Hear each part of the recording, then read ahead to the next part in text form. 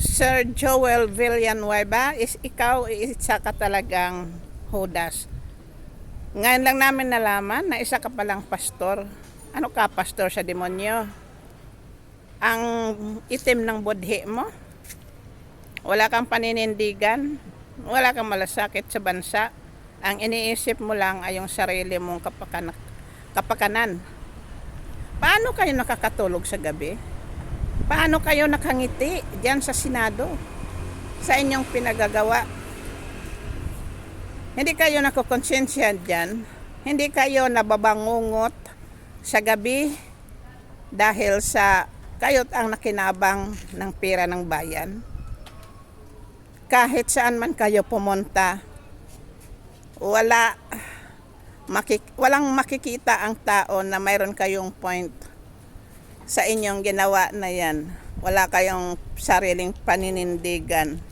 Mga plastic kayo. Traidor kayo. Kasi ging traidor ninyo ang Pilipinas. Bansa yan. Bansa natin yan. Pero instead na ibangon ninyo ang Pilipinas, ay nilubog ninyo dahil sa nakakuha na kayo ng pira ng bayan. Pira ng tao yan.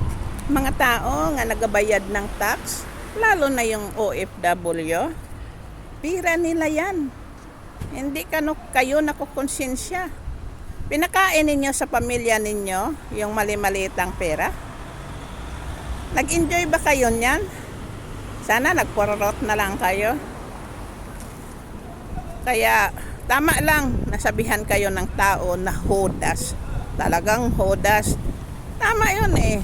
Yung noon, si Jesus, ang sabi ng kanyang mga apostolate, Master, nandito kami sa iyo. Yun pala, nagaganon ang kamay, pero yung mata ay wala doon at yung puso. Ganon talaga ang halimbawa sa inyo. Judas.